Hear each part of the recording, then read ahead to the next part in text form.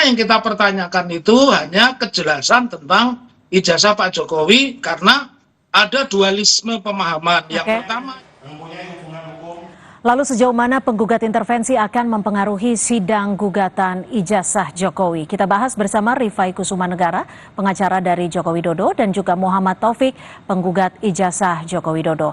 Terima kasih Bapak-Bapak sudah bergabung bersama kami di Sapa Indonesia Malam. Saya akan ke Pak Taufik terlebih dahulu. Pak Taufik, Anda sebagai penggugat ijazah Jokowi dan disebutkan bahwa Anda menolak penggugat intervensi ini. Dasar penolakan Anda apa?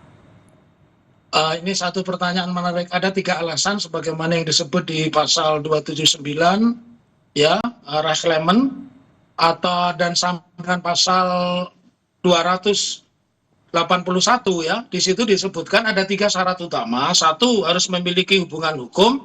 Yang kedua, ada hak yang harus dipertahankan. Dan yang ketiga, penggugat intervensi ini harus memiliki kerugian. Jadi dari gugatan saya ini, adakah hukum antara teman-teman Pak Jokowi dengan gugatan kami? Yang kedua, adakah hak yang harus dipertahankan oleh mereka? Dan yang ketiga, apakah mereka dirugikan? Perlu diketahui ya Mbak ya, bahwa gugatan perdata ini kan masuknya, kenapa disebut perdata ini kan masuknya private ya. Private itu berarti pribadi. Kalau pribadi kan kita tidak menggugat seluruh alumni SMA 6 atau seluruh alumni SMPB. Kenapa? Karena yang kita pertanyakan itu hanya kejelasan tentang ijazah Pak Jokowi karena ada dualisme pemahaman. Yang pertama yang kami tahu itu SMPB, di sisi lain teman-teman mengatakan bahwa Pak Jokowi lulusan SMA 6, sementara yang kami tahu SMA 6 itu baru ada tahun 86. Begitu. Mbak, saya ke kami. Ya, saya ke Pak Rifai.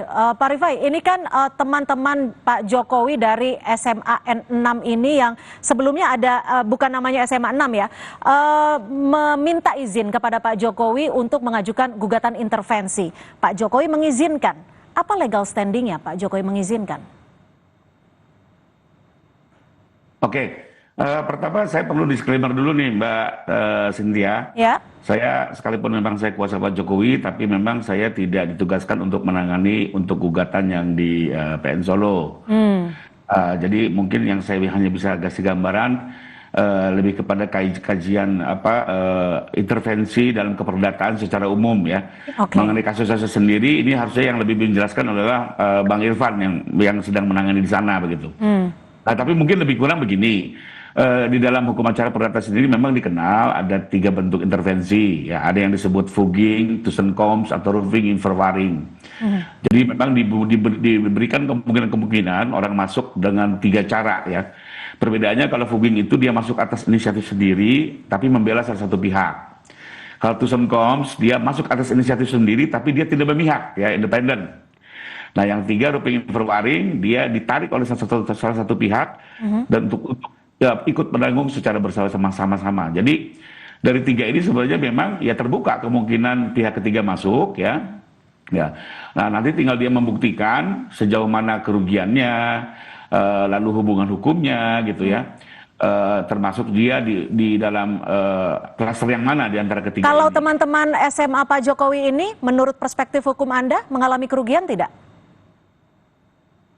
Ya mungkin karena mereka merasa ijazahnya itu sama persis, satu angkatan dikeluarkan bersama-sama, sehingga mereka merasa kalau sampai Pak Jokowi dinyatakan palsu, maka mereka semua juga merasa akan terkena dampaknya sebagai pemegang ijazah palsu. Kedua juga mungkin mereka bisa menjelaskan situasi yang terjadi pada saat mereka bersekolah, sejak awalnya masih berbentuk SPP sampai dengan SMA 6. Paling tidak untuk membantu majelis mengangkat fakta-fakta dari versi penggugat intervensi ya. Sekalipun juga sebenarnya bisa juga para alumni itu masuk melalui saksinya Pak Jokowi, bisa juga. Jadi ya kembali lagi ini pilihan-pilihan dan masing-masing pihak juga sudah memberikan pandangan ya, dari penggugat menolak, dari para tergugat menerima. Nanti kata akhirnya hakim yang memutuskan apakah boleh masuk atau dirasa tidak perlu. Kalau Pak Taufik melihatnya apakah gugatan intervensi ini dari teman-teman SMA Pak Jokowi akan diterima oleh PN Surakarta? Ya, tadi secara teoritis sudah disampaikan rekan kami, Saudara Rifai, dan saya ingin katakan ada 3 alasan utama ya. Yang pertama yang harus dimiliki itu, adakah hubungan hukum. Kemudian adakah kepentingan hukum yang harus dipertahankan, dan yang ketiga adakah potensi kerugian. Seperti tadi saya bilang bahwa ini gugatan perdata ruangnya ruang privat. Jadi menurut saya kami juga tidak menyebutkan di dalam deskripsi ya itu bahwa ini akan membatalkan seluruh ijazah yang pada tahun 80 bersama Pak Jokowi, sama sekali nggak ada. Jadi menurut Tapi kan saya, menurut Pak Rifai adalah alma maternya yang dianggap merugikan teman-teman Pak Jokowi juga.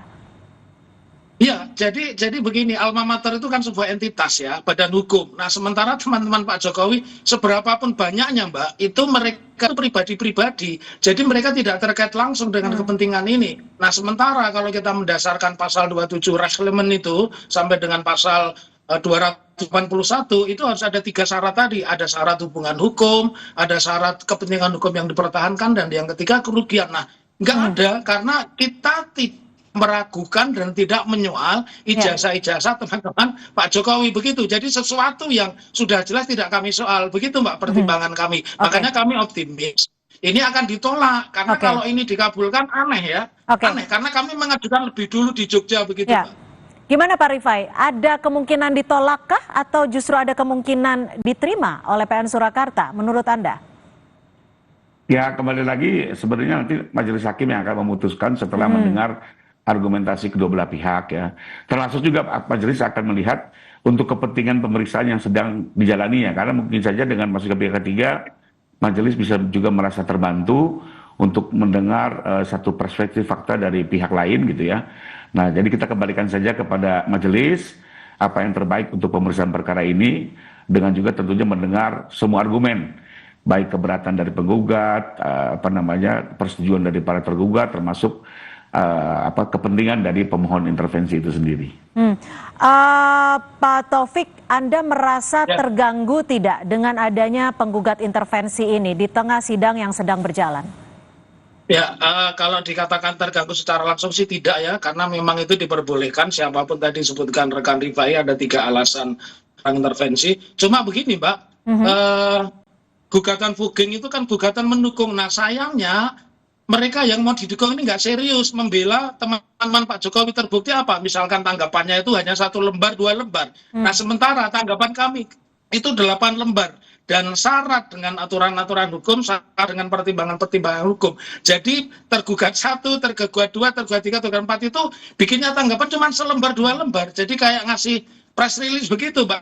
Yang menurut saya tidak serius, dan disitulah kami optimis bahwa karena tidak ada relasi kepentingan, tidak ada relasi kerugian, tidak ada relasi alasan hukum ya, kami optimis ditolak begitu. Pak Rifai, Anda kami konfirmasi kembali bahwa adalah kuasa hukum yang menangani kasus ijazah Jokowi di PN Sleman, betul ya? Bukan, saya yang di Jakarta Yusuf. Oh justru yang di Jakarta. Ada yang tidak? Di Barreskrim dan Polda. Yang di Polda. Ada tidak? Ini kan masing-masing kuasa hukum tentunya terus berkomunikasi. Ada tidak upaya hukum yang disiagakan untuk menghadapi gugatan intervensi ini?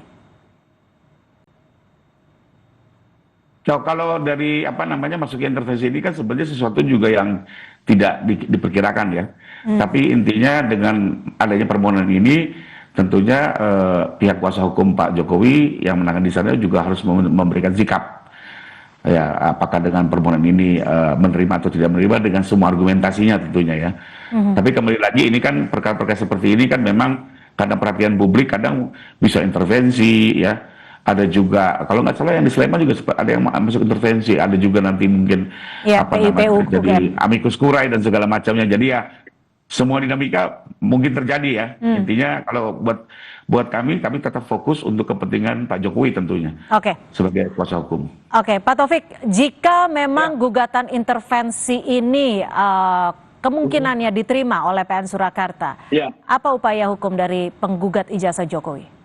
Ya ini momentum strategis juga, karena kami juga punya, di satu sisi di Solo Pengadilan Surakarta sebagai penggugat Mbak, di Sleman kami ini mengajukan intervensi atas gugatan pengacara Makassar ya, Komarding Didin ya. Tentunya kami sudah mengajukan lebih dulu, kalau ini dikabulkan ya kami juga optimis intervensi kami, geng kami di Pengadilan Sleman dikabulkan. Itu saja. Kalau ditanya strategi, saya akan sampai, kalau kemarin dijadwalkan hakim itu sampai pada putusan 12 Agustus. Nah, saya optimis ya, mudah-mudahan tidak sampai eksepsi. Kalau eksepsi dikabulkan kan tidak pernah ada pembuktian tentang ijazah Pak Jokowi. Nah, saya juga sampaikan pada rekan-rekan termasuk rekan kami, Bang Rifai Kusumanegara, pengadilan ini kan tempat yang paling terhormat, tempat paling akademis untuk membuktikan seseorang ini guilty or not guilty, dinyatakan bersalah atau tidak bersalah, sah atau tidak sah. Begitu Mbak, itu optimisme kami. Baik, terima kasih Pak Muhammad Taufik, penggugat dari ijazah Jokowi, dan juga terima kasih Pak Rifai Kusumanegara, pengacara dari Joko Widodo. Terima kasih, selamat malam. Terima kasih.